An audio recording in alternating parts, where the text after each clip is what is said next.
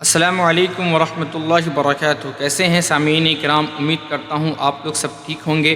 اور اب تک ہم نے جو قرآن جو ہم نے تختی نمبر 20 تک پڑھا ہے اس کو اچھی طرح سے ازبر یاد کر لیا گا، امید کرتا ہوں۔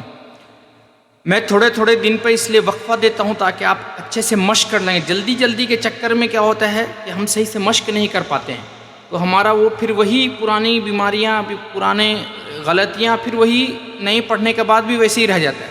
اسے تھوڑا وقفہ دے دیتا ہوں، 1 دن 2 دن کا، 3 دن کا، ہفتے بھر کا، تاکہ آپ صحیح سے پورا اچھے سے ریوائز کر سکیں، اچھے سے مشق کر سکیں۔ چلیے پھر پڑھتے ہیں آگے۔ بسم اللہ الرحمن الرحیم۔ تختی نمبر 21، حروف مقطعات۔ ابھی ہم نے جو بھی پڑھا، مد پڑھا، تینوں مد ہم نے پڑھا ہے، مد منفصل، مد لازم ہے نا، مد متصل، تشدید والا جو مد لازم کہتے ہیں مد کے بعد۔ اب یہاں کیا ہے، سیم اسی طرح سے آپ کو پڑھنا ہے، صرف سمجھ کے دیکھیے۔ جہاں پہ مد ہے اس کو ہم کھینچیں گے۔ میں قریب کرتا ہوں کیمرہ تاکہ آپ صحیح سمجھ سکیں۔ دیکھو، الف لام پہ مد ہے تو لام کو کھینچیں گے۔ لام کے ساتھ میم ہے، میم پہ تشدید ہے تو کیا ہوگا، میم کو لام کے ساتھ ملائیں گے اور تھوڑا غنہ کریں گے۔ نون اور میم پر تشدید ہو تو غنہ کے ساتھ پڑھا جائے گا۔ ناک میں تھوڑی دیر آواز سکھائیں گے، دیکھیں گے۔ الف لام میم، پہلے ایک میم کو لام کے ساتھ ملائے تشدید کی وجہ سے، اور لام تھوڑا ناک میں آواز چھپایا، پھر دوسرے میم کو میں نے علیحدہ پڑھا، اس کے اوپر خود مد ہے۔ الف لام میم، الف لام میم صاد، الف لام را۔ را کو یہاں پہ زیادہ نہیں کھینچیں گے چونکہ صرف کھڑا زبر ہے را پہ۔ الف لام میم را۔ یہاں پہ دیکھیے اس میں کہیں پہ تشدید نہیں ہے، تو ہم جس پہ مد ہے، جس حساب کا مد ہے اسی طرح سے کھینچیں گے۔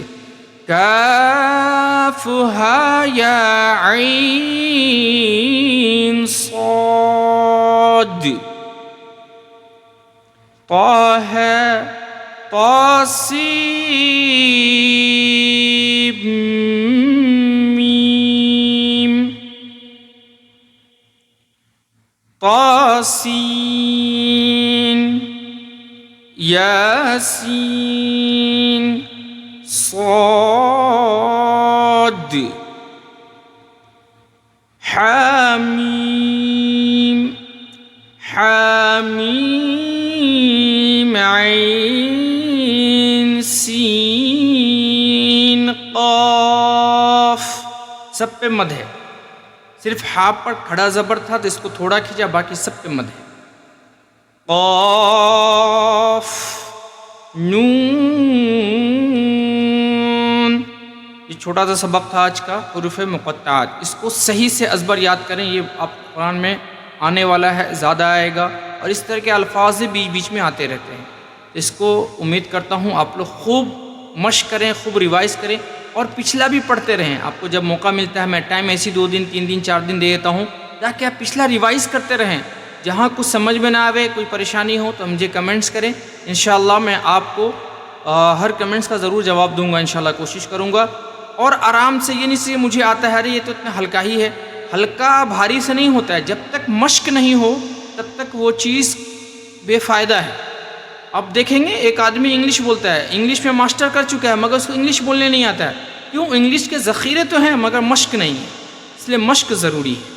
چلیے پھر دعا میں یاد رکھیے، مجھے بھی دعاؤں میں یاد رکھیے گا۔ اللہ حافظ، السلام علیکم ورحمۃ اللہ وبرکاتہ۔